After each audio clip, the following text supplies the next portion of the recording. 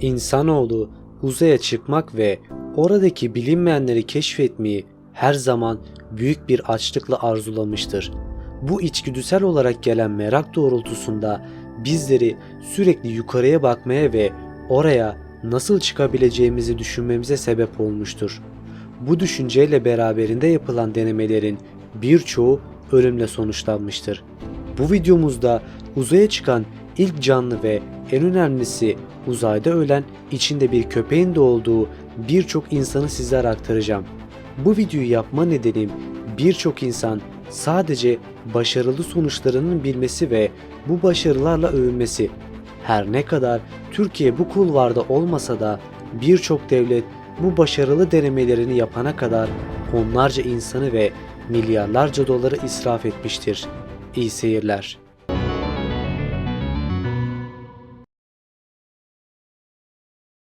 Uzaya çıkan ilk canlı olarak Laika adındaki bir köpekti. Sovyetler Sputnik 1 uydusunu başarısının ardından uzay alanında Amerika'nın önüne geçti ve adından sıkça söz ettirdi.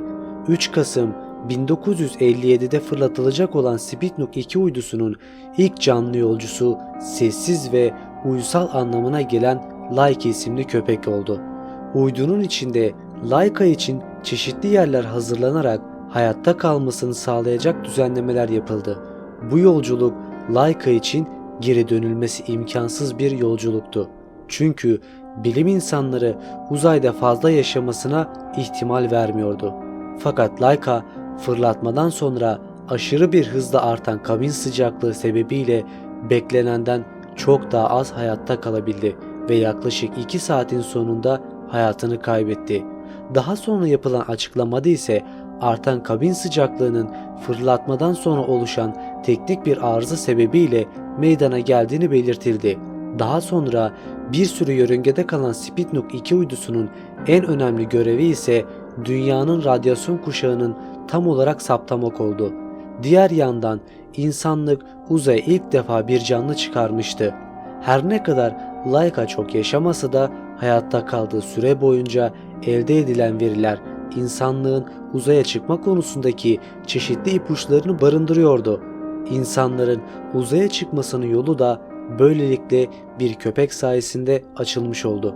Elbette Sovyetler Birliği sadece bir köpeği değil, birçok insanın da hayatına mal olan görevleri gerçekleştirdi. Bunlardan birisi de ilk uzaya çıkan insan unvanına sahip Soyuz 1 uzay aracının ilk uçuşuydu. Diğer uzay araçlarının aksine Sovyetler Soyuz'u insansız test uçuşunu yapmadan içinde Komarov olduğu halde uzaya gönderdiler. Bunun nedeni de Soğuk Savaş yıllarında uzay yarışı nedeniyle ABD ile rekabet içinde olan Sovyetler Birliği'nin Lenin'in doğum gününe özel bir kutlama yetiştirmek istemesiydi. Uçuşun yedek kozmonotu olan Yuri Gagarin de kendisi gibi ünlü birisinin böyle tehlikeli bir göreve gönderilmeyeceğini bildiği için Komarov'un gitmesini engellemeye çalıştığını söylenir. Uçuştan birkaç hafta önce Komarov, "Bu uçuşa gitmezsem yedek kozmonotu gönderecekler. Benim yerime Yuri ölecek" dedi. Uçuşun başından itibaren ortaya çıkan ciddi arızalar Soyuz 1'in insanla uçuş için hazır olmadığını gösterdi. Bunun üzerine kontrol merkezi uzay aracını Sovyetler Birliği topraklarının üzerinden ilk geçişinde indirmeye karar verdi. Dünyaya dönmek üzere yörüngeden çıkmadan önce Komarov eşi Valentina ile telsizde kısa bir görüşme yaptı. Komarov doğrultu sabitleme sistemi bozuk olduğundan kontrolsüz şekilde dönen uzay aracının içinden soğukkanlılıkla eşine veda etti. Soyuz 1 atmosfere girdikten sonra otomatik paraşüt açılmadı. Komarov'un elle açtığı yedek paraşüt de dolandığından işe yaramadı. Yere çakılmadan hemen önce Sovyet Başkanı'nın Alexey Kozingin telsizde Komarov'a ülkesinin onunla gurur duyduğunu söyledi. Türkiye'deki Amerikan dinleme istasyonları tarafından Komarov'un ağlarken "Beni bu berbat araca koyanlara lanet olsun" tarzında bir şey söylediği duyulmuştur. Yere çakıldıktan sonra ise yanmış bedenini defnettiler. En trajik ölümlerden biri olan yanarak ölmek bu kozmonotların korkulu rüyasıydı ve bunlardan biri daha Rus kadın kozmonottu. Onun hakkında Neredeyse kayda değer pek bir şey yok. Birazdan sizlere dinleteceğim ses kaydı ise ona ait olduğu öne sürülüyor.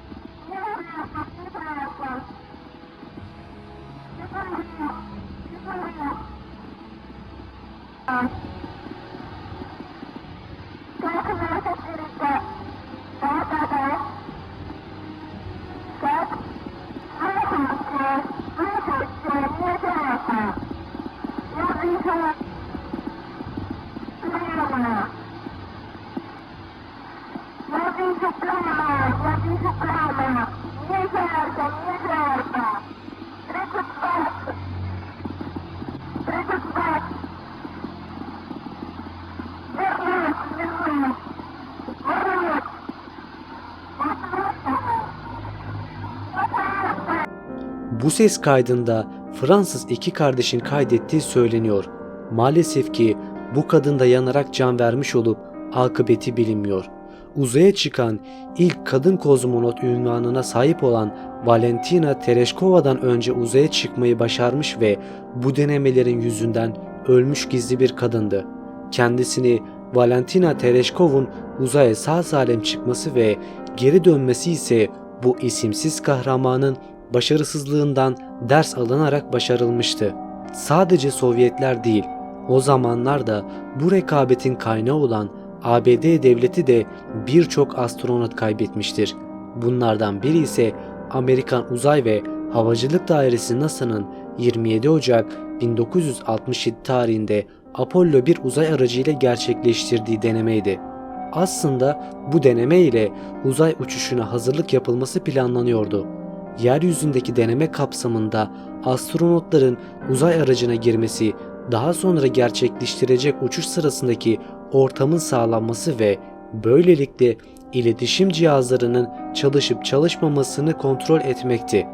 Bu nedenle de rutin bir deneme olarak görülüyordu. Kimse bir kaza olabileceğini hesaba katmamıştı. Ancak deneme sırasında uzay aracının kapsülü içinden kısa devre oluştu. Kapsül deneme için saf oksijen ile doldurulmuş olduğu için kısa sürede alev aldı. Uzay aracının kapsülünün içinde oluşan basınç kapının içerisinden açılmasını engelledi. Basıncın yanı sıra olası bir kazaya da hazırlıklı olunmadığı için kapı dışarıdan da yeterince hızlı açılamadı. Alevler kapsülü kısa sürede sardı ve yangın sonucu 31 yaşındaki Rutger Kaif, 36 yaşındaki Edward White ve 40 yaşındaki Virgil Grissom adlı astronotlar kurtarılamadı. Çıkan zehirli gazlar yüzünden boğularak yaşamlarını yitirdiler. Virgil Grissom kaza öncesi 1961 ve 1965 yıllarında 2 kere, Edward White da 1965'te bir kere uzay uçuşu gerçekleştirmişti. White bu uçuşu esnasında uzayda yürümüştü. Rutger Kaif ise daha ilk kez uzay yolculuğuna hazırlanıyordu. Bu facianın ardından uzay aracı kapsüllerinin tasarımı değiştirildi ve bu tür kaza bir daha hiç yaşanmadı. Tabii birçok kaynakta bu bir kaza değil, tamamıyla bir sabotaj olduğu yönünde kanıtlar vardı. Ama gerçeğini bir türlü yıllardır çözülemedi. Ya da biz öyle zannediyoruz. Bizlerin buradan çıkarması gereken sonuç ne peki? Bana kalırsa basit. Beni dar görüşlü olarak görmeyin. Aksine uzay benim hayalimdir, fakat insanlar belki bir yarış, belki bilimsel yönünden olan merakını gidermek veya sadece bunu başarabileceğini görebilmek için bunları yapıyor ve yapmaya devam ediyor. Sonuç, bilimsel olarak muazzam veriler elde ediyoruz ama milyarlarca doları israf ediyoruz.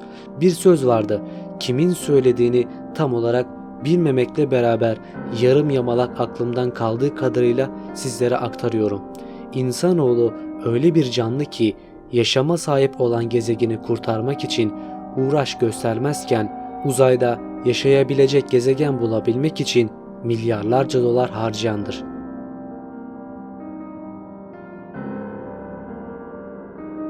Buraya kadar izlediysen videoyu beğenmişsin demektir. Kanalıma abone olabilir, videoyu beğenebilir veya yorumlar ile fikirlerini belirtebilirsin. Bir sonraki video konumu belirlemek istersen de yorumlarda belirtin. Bir sonraki videoda görüşmek üzere. Hoşça kalın.